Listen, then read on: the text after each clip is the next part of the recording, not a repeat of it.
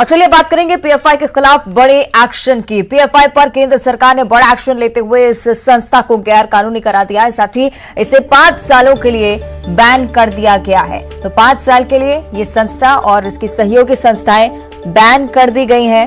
आपको बता दें कि सरकार ने बड़ी घोषणा तब की जब कार्रवाई बीते दिन भी देखने को मिली और उससे पहले भी एक बड़ा छापा एनआईए और ईडी की तरफ से जॉइंट ऑपरेशन में देखने को मिला और इस बीच 13 राज्यों में छानबीन की गई, बड़े कनेक्शन का खुलासा। उसके बाद केंद्र सरकार ने इस पर बैन लगा दिया है। तो आपको बता दें कि पीएफआई को केंद्र सरकार ने गैर कानूनी संस्था घोषित कर दिया है, 5 साल के लिए बैन लगाया गया है। और मध्य प्रदेश से भी जो कुछ खुलासे हुए उनके खिलाफ भी कार्रवाई लगातार जारी है। मध्य प्रदेश सरकार भी लगातार आश्वासन दे रही है कि इस कनेक्शन से जुड़े जो भी लोग हैं उनको बख्शा नहीं जाएगा। लगातार गिरफ्तारी का दौर भी प्रदेश में जारी है।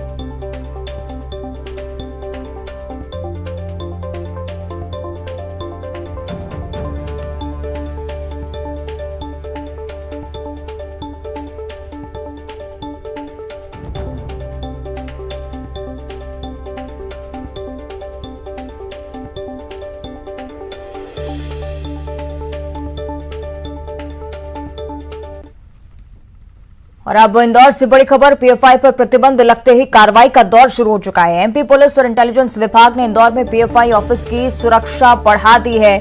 पीएफआई कार्यालय के बाहर गार्ड तैनात किए गए। 22 सितंबर को एनआईए ने दफ्तर पर छापा मारा था। आपत्तिजनक दस्तावेज और सामग्री यहां से जब्त की गई थी। आपको बता दें कि पीएफआई का प्रदेश अध्यक्ष अब्दुल करीम बेकरीवाला समेत इंदौर के 8 पदाधिकारी पहले से ही गिरफ्तार हो चुके हैं और निश्चित ही आने वाले समय में सख्त एक्शन लिया जाएगा। इसके संकेत पहले से ही सरकार की तरफ से दिए जा चुके हैं। आपको बता दें, इंदौर से जानकारी सामने आई है कि जो ऑफिस पीएफआई का इंदौर में मौजूद है वहां पर गार्ड तैनात कर दिए गए हैं, ऑफिस की सुरक्षा बढ़ा दी गई है। 22 सितंबर को एनआईए ने दफ्तर पर छापा मारा था। आपत्तिजनक दस्तावेज यहां से बरामद किए गए थे।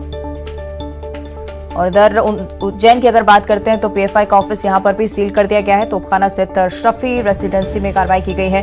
महाकाल थाना क्षेत्र में ये बड़ी कार्रवाई, भारी पुलिस बल मौजूद है, लगातार छानबीन की जा रही है।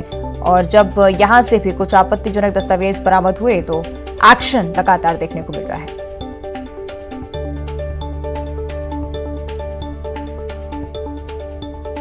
और इस पूरे मामले पर प्रदेश के गृह मंत्री नरोत्तम मिश्रा क्या कह रहे थे, ये भी आपको सुना देते हैं। पीएफआई पर बैन लग चुका है, हमारे साथ गृह मंत्री है सर, किस तरह से अब यहाँ पर कार्रवाई की जाएगी?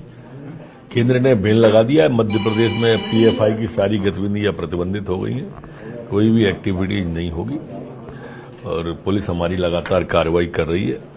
जितनी भी इनकी स्लीपर सेल हैं उन सब स्लीपर सेलों को भी चिन्हित कर रहे हैं। सर अगर बात करें तो मध्य प्रदेश के आसपास उज्जैन, महिदपुर और सुजालपुर, यहाँ पर भी कई ऐसी एक्टिविटी थी और एसडीपीआई का दफ्तर शाहजहानाबाद में चल रहा था। कैसे और नकल कसी आएगी? नकेल तो कसी थी है। कल 8 जिलों में से 21 लोग उनके गिरफ्तार हो गए, उनके अध्यक्ष गिरफ्तार हो गए हैं।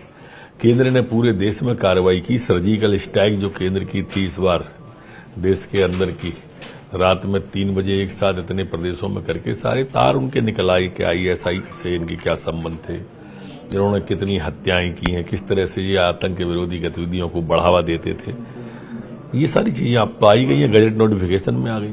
सर अब राज्य को भी अधिकार रहेगा कि वो जो दूसरी ऐसी ताकतें हैं इन पर भी कार्रवाई और अंकुश लगाया जा सके। बिल्कुल, जो राज्य को अधिकार है वो अपने अधिकारों का प्रयोग करेगी, पर कहीं भी इनको उभरने नहीं देगी। ये मध्य प्रदेश शांति का टापू था, है और रहेगा। सर दिग्विजय सिंह जी ने कहा था कि इन जैसे संगठनों के प्रति संघ पर भी कार्रवाई करनी चाहिए। ये जाकिर नायक को शांति दूत जो दिग्विजय सिंह जी कहते हैं, आप बार बार उनका नाम लेके उनकी जो विभाजनकारी राजनीति है उस पर उंगली उठती है। अब ये कांग्रेस इसीलिए खत्म हो रही है, बस थोड़े दिन की बात और फिर ढूंढते रह जाओगे। तो बिल्कुल मध्य प्रदेश के गृह मंत्री हमारे साथ हैं, उन्होंने साफ तौर पर कहा कि अन्य किसी भी इस तरह के संगठन या जो देश विरोधी एक्टिविटी करते हैं इनको मध्य प्रदेश में पनपने नहीं दिया जाएगा। कैमरा पर्सन खिलान सिंह के साथ जितेंद्र शर्मा, न्यूज़ 18 भोपाल। चलिए ज्यादा चर्चा इस पर हम करेंगे। हमारे सहयोगी अरुण त्रिवेदी इंदौर से हमारे साथ लाइव जुड़ रहे हैं, उनका हम रुख करेंगे अरुण। लेकिन इससे पहले शैलेंद्र वांकू जी से हम बात कर लेते हैं, नेशनल एडिटर हैं। शैलेंद्र जी, एक ऐसा कनेक्शन जिसको ध्वस्त करना माना जा रहा था कि एक बड़ा टास्क हो सकता है, एक बड़ी स्ट्रैटेजी की जरूरत थी, जो कि केंद्र सरकार ने किया और अब फाइनली पीएफआई पर बैन लगाया गया है। शैलेंद्र जी।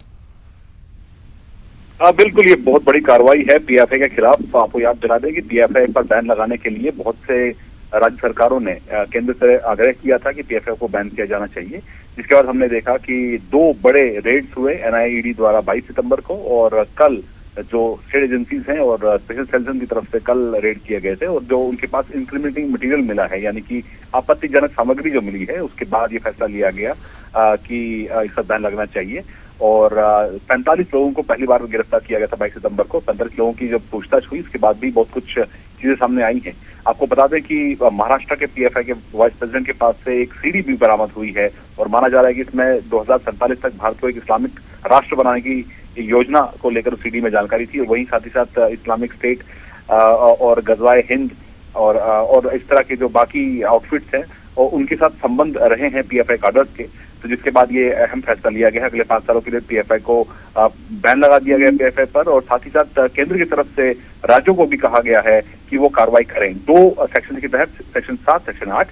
सेक्शन 7 के तहत जो पीएफआई के पास जो फंड्स हैं, जो उन्होंने पैसा इकट्ठा किया है, या उनके पास जो फंड्स बाहर से आते हैं, विदेशों से आते हैं, उस पर राज्य सरकारें अब पाबंदी लगा सकते हैं, फ्रीज कर सकते हैं उन तमाम इस रकम को। और साथ ही साथ सेक्शन 8 के तहत जहां पर ये गतिविधियां हो रही थी पीएफआई की, उन प्रॉपर्टीज को, उन लोकेशंस को नोटिफाई किया जाएगा राज्य सरकारों द्वारा। इस तरह का निर्देश केंद्र की तरफ से दिया गया। तो कुल मिलाकर एक बड़ी कार्रवाई पीएफआई के खिलाफ, और अगले 5 सालों के लिए पाबंदी लगा दी गई। और ये भी कहा गया है कि पीएफआई के बहुत से कार्डर जो है वो इस्लामिक स्टेट के लिए सीरिया और अफगानिस्तान जाके उन्होंने शामिल भी हुए थे वो इस्लामिक स्टेट में।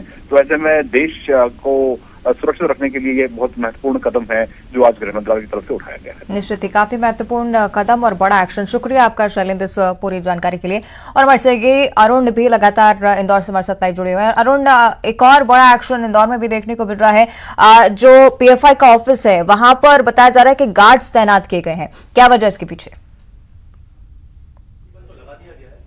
बिल्कुल, देखिए, पीएफआई के इसी ऑफिस पर एनआईए ने रेड डाली थी और उसके बाद यहां पर ताला लगा दिया गया था। लेकिन जब पीएफआई समेत उसके 8 संगठनों पर आज प्रतिबंध लगाया गया, उसके बाद से यहां पर सुरक्षा गार्ड तैनात कर दिए गए हैं। एसएएफ के जवान यहां पर तैनात कर दिए गए हैं, यहां पर सुरक्षा बढ़ा दी गई है। हम आपको बता दें कि जो पीएफआई है वो जो युवाओं को जिम और अखाड़ों के जरिए भी उनको संगठित करता था, उनका ब्रेन वॉश करता था। और यही वजह है कि यहाँ के बगल में एक जिम भी बनी हुई है जहां पर बड़ी संख्या में युवा आते थे। और इसकी जो सीडीआर है, यहाँ का जो कंप्यूटर के हार्ड डिस्क है, उसको एनआईए पहले ही जब्त करके ले जा चुकी है। लेकिन इंदौर में जो इसका प्रदेश अध्यक्ष था अब्दुल करीम बेकरी वाला, उस पर वो यहीं पे अपने साथियों के साथ यहीं से पूरा अपना संचालन करता था, यहीं से वो कार्यालय चलाता था और तमाम तरह की राष्ट्र विरोधी गतिविधियों में, सांप्रदायिक उन्माद फैलाने में पीएफआई का हाथ हमेशा रहता था। और यहाँ पर जो चूड़े वाले की पिटाई हुई थी, इसके बाद सेंट्रल कोतवाली को जो घेरा हुआ था,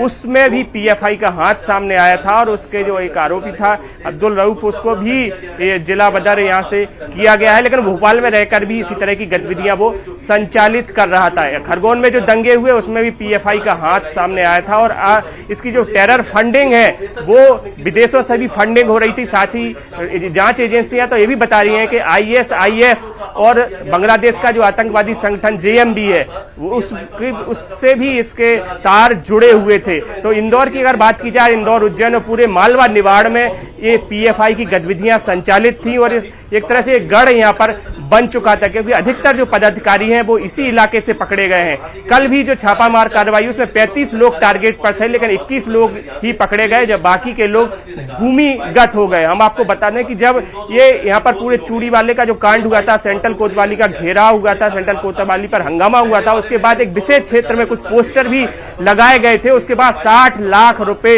इकट्ठा किए गए थे। चलिए, यानी कि निश्चित तौर पर उन्होंने कार्रवाई की इसलिए जरूरत क्योंकि तत्काल एक्शन यहाँ पर लिया जा सके। शुक्रिया आपका फिलहाल इस पूरी जानकारी के लिए। इस बीच उज्जैन से भी एक और बड़ी जानकारी, पीएफआई का ऑफिस यहां पर भी सील किया गया और तोपखाना स्थित शफी रेसिडेंसी में इस कार्रवाई को अंजाम दिया गया है। महाकाल थाना क्षेत्र बताया जा रहा है, भारी पुलिस बल यहां पर मौजूद है। तो आपको बता दें कि उज्जैन में भी कार्रवाई का सिलसिला लगातार जारी। एक तरफ इंदौर की तस्वीरें हमने आप तक पहुंचाई और इधर उज्जैन की अगर बात करते हैं तो पीएफआई का ऑफिस यहां पर भी सील किया गया है। भारी पुलिस बल यहां पर भी मौजूद है। सुरक्षा ऑफिसर्स की लगातार बढ़ाई जा रही है जिससे तत्काल एक्शन मौके पर ही लिया जा सके। तो छापेमारी के बाद पीएफआई पर एक्शन लगातार जारी। एक तरफ केंद्र सरकार का बैन करने का फैसला, दूसरी तरफ प्रदेश सरकार के सख्त कदम पीएफआई के खिलाफ।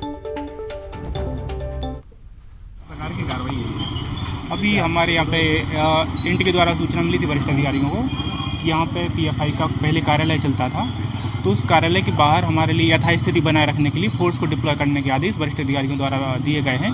इसके तहत यहाँ पे हमने QRF डिप्लॉय किया है, प्लस जिला बल के जवानों को तैनात किया है। अभी माननीय कलेक्टर महोदय और एसपी महोदय आने वाले हैं, उनके जैसे भी निर्देश होंगे वैसी कार्रवाई की जाएगी। सर यहाँ पर पहले कौन रहता था, किसने जो है रेंट पे लिया था इसे? यहाँ पर ये जो भी ये डेवलपर था उससे तस्लीम बेगम के नाम पर ये अलॉट हुआ था और उन्होंने बसीम खान को इसको किराए पर दिया था। उसके द्वारा रेजिडेंस बनाने के लिए इसको किराए पर लिया गया था, लेकिन आजू बाजू रहने वाले किराएदारों से जो हमने बात की उन्होंने बताया है कि यहाँ पे एक ऑफिस चलता था और वो कभी कभी खोलते थे, कंटिन्यू बेस पर नहीं खोलते थे, हफ्ते में एक आध दिन खोलते थे और कुछ गैदरिंग होती थी, उसके बाद वो लोग चले जाते थे। ये अभी हमारे लिए जानकारी यहाँ के रेजिडेंट जो भी किराएदार हैं उन्होंने दी है। दस्तावेज प्राप्त हुए हैं? अभी हमने जो दूसरे ठिकानों पे दबिश दी है वहाँ से कुछ आइडेंटिटी कार्ड प्राप्त हुए हैं और अभी यहाँ से हम लोगों ने अभी सर्च अभियान करना बाकी है।